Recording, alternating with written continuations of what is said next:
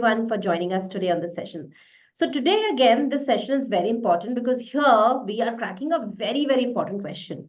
तो वो ये है कि कैट स्कोर तो चाहिए ही, लेकिन आईएम्स में एक्चुअली क्या देखते हैं? आईएम्स की प्रोफाइल अगर आप बिल्डअप कर रहे हो तो कैसे होगी?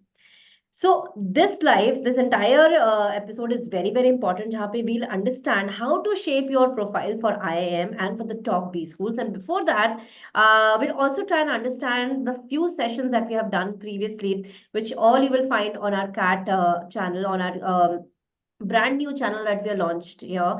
And I'll also share this new Shiksha CAT MBA channel where you'll find all the relevant content related to your MBA exam prep journey, to your BBA, to your business and management prep journey, and all the CAT related content, right? So all the links will be shared here. So do not forget to subscribe our brand new channel and find all the relevant content out there. So previously, for the last 2 months that we did our CAT series, we were also preparing on different topics. We touched different subjects. We were planning as in how to crack LIDR, what are the CAT strategies for working aspirants, tips and strategies to deal with VARC.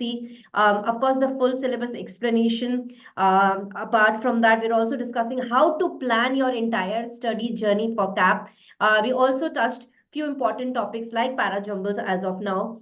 We were also discussing about the mock strategies, and for today's session we will be dealing with how to build up your profile, right? What IIMs actually look for beyond CAT score. That would be one of the key points to start off. And let us quickly welcome here Mansoor sir. Sir, thank you so very much for joining us today on the session. It's great to have you back again and sharing all those important information and content. So yes, sir, thank you so much. Please start off.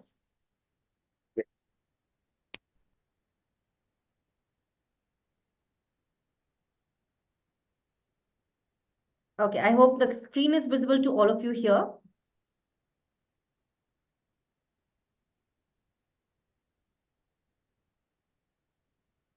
Guys, do not forget to drop in all your queries, chats, and everything here in the chat comment. We would love to pick up your live queries. And I'm also gonna share a few very important links for all of you here. So do not leave the session in between. Stay with us till the end. Okay, good evening, everyone. When students start preparing for IIMCAT and they start targeting the best of business schools in the country, the Ivy League business schools in the country, IIMs, FMS, MDI, Gurgaon, etc., then the overriding thought that they have is about IIMCAT exam alone. They do not worry about other criteria which are also important for your selection into these premier business schools. So, when a business school goes in for taking a decision of making you clear the first stage of the entrance examination and calls you for your personal interview, group discussions, or for the written apperception test, that particular stage, there is another set of criteria which are very important and they play a major role. So even if your IMCAT percentile is on the lower side, if those criteria make you dazzle, then automatically you'll end up getting a call. There are a lot of students who have a 99 percentile, and even then they do not get a call from all the IIMs or from all the good business schools as such. And the reason behind that is it is not only your IMCAT score, which is important, but your overall profile is important. So let's dive deep into this. If we look at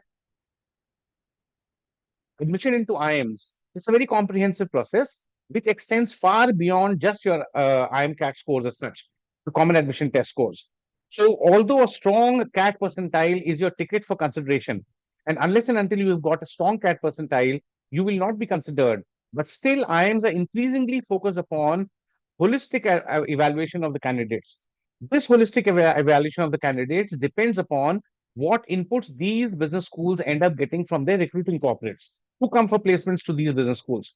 So depending upon the inputs, this set of criteria keeps on changing over years and is different in case of different business schools. All business schools, they seek individuals who demonstrate not only intellectual prowess, but also leadership potential, diverse experiences, and a very well-rounded holistic personality. So IIMs assess your academic records, your work experience, your leadership qualities, the diversity that you bring to the table, and the kind of a personality which you have. Now, when we talk about the kind of personality, we are definitely looking at a well-rounded personality in the first place, and there have to be certain other things dazzling inside your personality because of which they would go in for selecting you. If we look at our IMCAT scores, IMCAT is no doubt necessary, but it is not sufficient for you to get called in the IIMs as such. ICAT percentile is definitely necessary, but it is not sufficient to stand out. If you want to stand out of the crowd and get selected, then there are other parameters which are important, which you need to work upon. Overall, if you look at your IMCAT score plus the holistic assessment which your profile gives, it should all end up giving a very compelling, multi-dimensional story to the IIMs. Only then they go in for giving you a call. So, what do the business schools really look at? We need to understand this particular thing. The first thing which they look at is your written test scores, which show whether you have the required aptitude to handle an MBA program or not. Almost 50% weightage is given to this during the shortlisting stage. You have to understand that the IMCAT score, it acts like a rejection mechanism. The number of students who apply to business schools is on the higher side. So one easy way to wean out or decrease the number of aspirants is by putting in a big barrier such as an IMCAT. And this becomes a major criteria of sorts. On the other hand, your academic excellence across your class 10, 12 school scores and your graduation scores is also important. And almost 36% weightage is given to these academic scores in order for you to get shortlisted as such. Moreover, if you have full-time or paid work experience after graduation, that is the only thing which is considered. Any kind of part-time experience is not considered. And this ends up giving you a 5% weightage during the shortlisting process.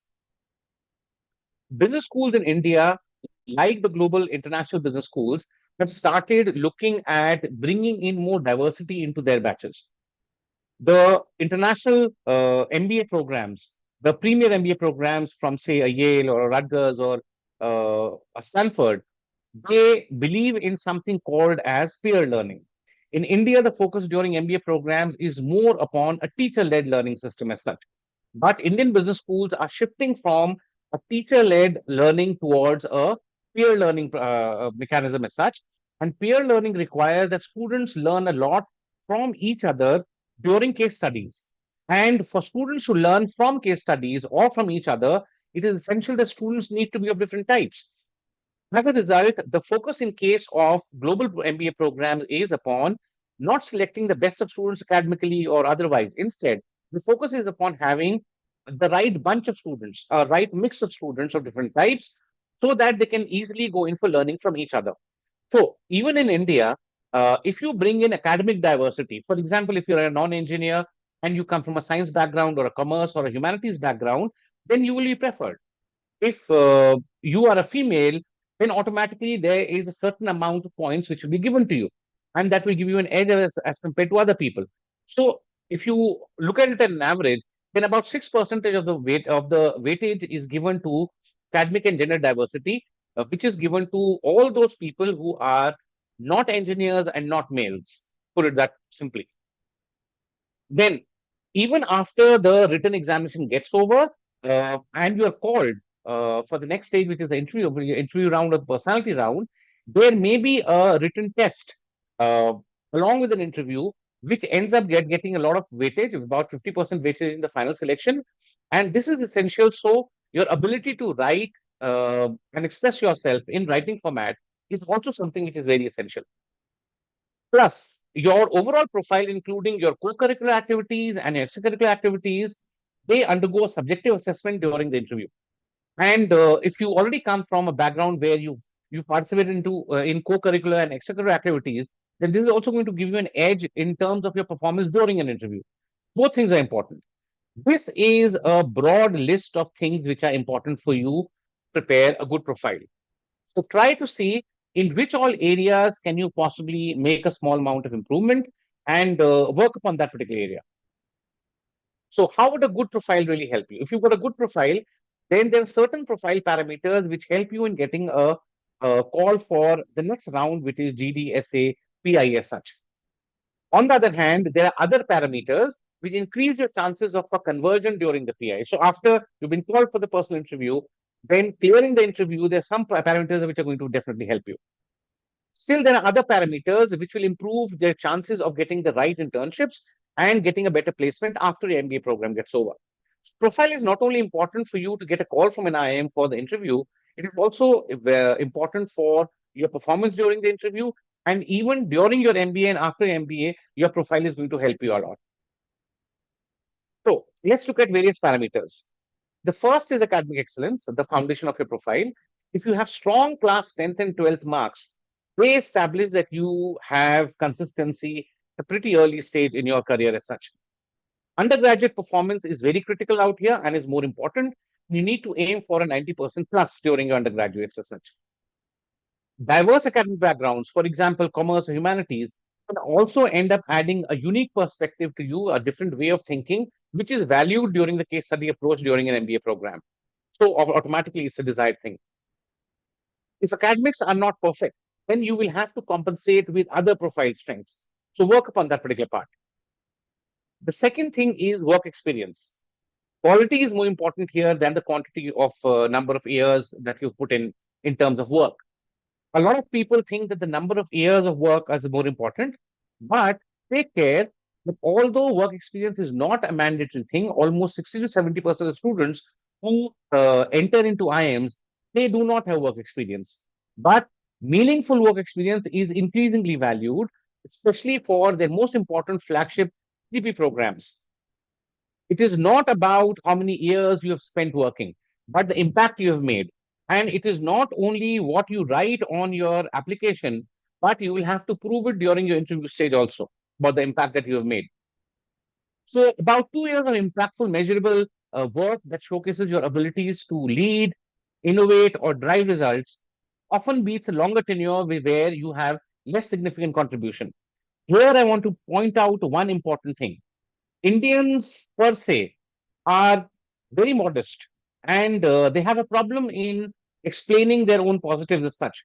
So if you have done any significant work and that is going to help you in the corporate world, then during your entrance process, you will have to very clearly mention that work experience or market that work experience and what special things have you done. So learn to sell yourself in terms of your profile also, especially in case of the work experience bit. You have to highlight specific leadership roles during your work and you have to quantify by giving exact numbers before and after whatever you've done. So, if you went in for growing revenue by a certain percentage, you need to mention those values. That is going to give them a better idea about how significant the work you've done. And also, if you've successfully managed a complex project from the inception to completion, then that is something which has to be managed. If you initiated something and it brought in results, that has to be mentioned very clearly in terms of your work experience. All of these details, they provide concrete evidence of your capabilities and your future potential also. That is the reason why it is not only quality of work experience over quantity, but also how you go in for highlighting your specific achievements, which is very important in terms of the work part. Then comes leadership and your extracurriculars, which show your passion and your impact as such. So you need to demonstrate initiative. Leadership roles in which you have played in terms of sports, in cultural clubs, or in student bodies, for example, a student council, they demonstrate that you've got initiative and you love to take responsibility and you're a responsible person. That is something which adds more stars to your labels as such. Then, things which reveal your spirit, your number of competitions that you participated in, awards which you've got, the community involvement which you have done so far, they reveal your competitive spirit and your commitment to the society as such, as a whole.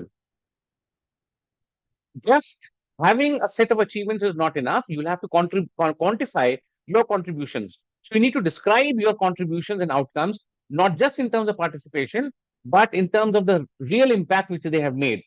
This has to be done with respect to numbers. Finally, IIMs, they seek well-rounded candidates who will actively enrich the campus and community life. So if you have really participated in your campus life, then that is something which you need to highlight in your whole process as such. Now, your involvement in your courses, in your work. They highlight your personality, they highlight your soft skills, and your ability to manage multiple commitments at the same time. Whether it is leading a university club, excelling in a particular sport, dedicating time to community service, these experiences provide valuable insights into your character and leadership potential. Do not go in for talking to an NGO and asking them for a certificate and not doing any exact work there. Instead, you need to, if you are talking about community service in your profile, then you should actually join an NGO and do very meaningful work. Unless and until you've done that, unless and until you've learned from it, it will really not help you much. Then focus upon the impact which you've made and the lessons that you've learned, how it has really changed you as a person, rather than providing a list of activities and set of certificates which you earned in the process. Then, in case of entering into an MBA program, your motivation towards learning is also shown by extra courses that you pick up, and it also is shown by more challenging courses that you pick up. But all of those courses should be relevant to your career path as such. So, in today's rapidly evolving professional landscape, a commitment to continuous learning is something which is important. It's paramount. And pursuing certifications in areas relevant to your target MBA specialization, whether it be finance, digital marketing, or data analytics, it not only boosts your credibility, but also demonstrates a proactive growth mindset as well. Platforms such as Coursera, edX, LinkedIn Learning, they offer accessible and reputable courses that can bridge knowledge gaps and deepen your existing expertise. So go in for checking which are the relevant programs for your career path, what's the specialization which you are looking for, and based upon that, you need to pick up various kinds of online courses. Also, document all of these efforts in your application. It shows IIM that you're invested in your personal and professional development, a trait which is highly valued in future leaders. One insignificant thing, which people think is insignificant, is LinkedIn in the whole process. When the initial filtering is being done and applicants are looked at by a particular business school to be called for shortlisting and finally for the interview stages, then when they look at your digital footprint, then the first website which appears on the screen is LinkedIn. And that is a place where your digital resume is present, your dynamic digital resume is present, and you can actually market yourself and sell yourself very properly through LinkedIn. So use LinkedIn headline to showcase the roles and the unique achievements which you have had so far. For example, you can title yourself as a consultant and a non-profit founder, depending upon whether it's true or not. Obviously, you have to quantify your accomplishments to provide concrete evidence of impact that should be visible on your profile. You have to align your LinkedIn interests with your MBA goals for consistency in the narrative that you're trying to sell, which means if you want to show to business school that you're interested in finance as a specialization, then you should be somebody who writes a few articles and updates on finance. You should be somebody who's connected to people from the domain of finance. You should be somebody who comments upon various articles which are linked with finance as such. Ensure that all of this information matches your application to avoid any red flags in the whole process as such.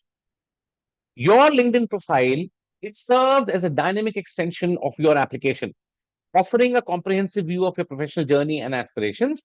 And a well optimized profile, it can significantly strengthen your narrative and credibility with the admissions committee. Think of your LinkedIn profile as a living resume, a living dynamic digital resume, which would provide deeper context and verifies the experiences which are highlighted in your application. Consistency between your own IMCAT application and your LinkedIn profile and your digital footprint is very crucial. Then one more thing which is very important in the whole process is you not only not only need to have a holistic personality, but you need to stand out of the crowd. There has to be some distinguishing features about you. We call them as a spike in your profile as such. Sorry. Pool of candidates which applies to business schools, the good business schools, are normally highly qualified. And having a spike, one exceptional area of strength, it can significantly differentiate your application as compared to others. This spike demonstrates not just competence, but your genuine passion and your ability to excel beyond whatever is expected and ordinary as such. It gives an idea to the admission committee that you have the potential to make a significant contribution, whether in academics, leadership, sports, or a unique talent that you have. So you can either show that academic spike wherein you end up having 90% plus in graduation, or you end up getting top ranks nationally in a specific subject. You can have a leadership spike where you show sustained positions of responsibility or impactful initiatives within organizations. To show a leadership spike, you will have to clearly show the number of people who were part of your group, whether you were leading them or not, or even if you're not officially leading them, did you steer them into a certain direction which was beneficial? That becomes very essential. You could go in for having a sports or an arts spike. For example, any state or national level achievements and recognition in extracurricular domains. Or you may have a very special interest which other people normally do not have. You may be somebody who has a serious pursuit of a passion which has measurable outcomes and significant dedication is required in order to pursue it. Any of these spikes has to be selected by you.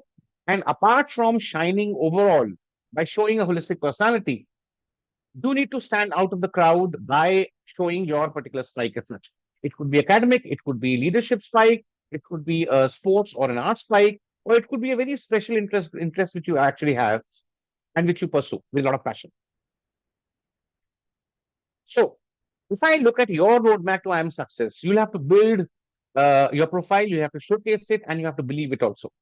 And then that is when you actually end up selling it. So, start early, strengthen your academics, and gather meaningful experiences from the beginning of your journey. You need to build a very balanced profile, develop a profile which has a clear narrative, a clear story of you as a person, and measurable impact, showing diverse strengths which you have. You have to showcase authenticity and use LinkedIn and interviews to reinforce your story in a genuine and a compelling manner, persuasive manner. In the whole process, believe in your potential. IIMs want leaders who have potential, who are not just test takers. You got to be the candidate who can stand out and who believes in the abilities that you have. So motivation is the key to the whole process. Whereas the most important part of building up a good profile is a lot of students who only focus upon IIMCAT preparation, they get overwhelmed by the preparation. And working upon your profile, which is actually more beneficial, gives in an added benefit that you will not get nervous during your preparation. You will not go in for having a downward spike in your confidence in your own abilities by looking at your low mock test scores once in a while.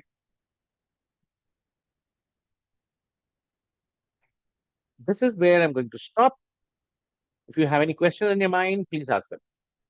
Absolutely. I think that was a great session, and all of you have also shared a little poll with all of you here, and I would want all of you to actively participate in the poll and vote for the answer that you feel is right, right? Guys, so we have also shared a little information for all of you here. It's there in the chat for any instant queries or instant answers or any guidance that you seek. You have to send hi Shiksha on the given number, which is 8585951111 for any instant guidance or suggestions that you look at. And you'll also find the related articles for IIMs out here. You can also drop us email for in case you want to reach out or if you seek any assistance regarding your prep journey or this any session that you want to understand as well, right? So I think this session was very important to understand about smart profile building hacks for your LinkedIn, for your IIM preparation, for your IIM admission, everything. I think profile building is again very important. So as Sarah has already mentioned what you have to do, how you have to do, what are the key points that you have to keep in mind whenever you are, working on your profile as well, right? So IIMs do not just want toppers, that is what we have understood. So you have to create yourself as a well-rounded leaders, not just in academic wise, but balance out your CAP journey with this prep profile building so that overall this will help you stand out amidst others, right? So If you found a session useful, do not forget to subscribe our new channel, which you find out here. We'll have all the related contents coming up soon on this channel. And also, do not forget to subscribe and like the video, share the video with your peers if you found it useful, or any suggestions that you might have. Most welcome to share that with us. And we'll see you soon in the next episode, in the next video, same time, Thursday 4:30. We'll be discussing and moving ahead in our CAT prep journey, along with our experienced mentors around here who are sharing their valuable time and their entire journey and their experience through these sessions. So thank you so much, sir, for joining us today here on this live session, and taking out time to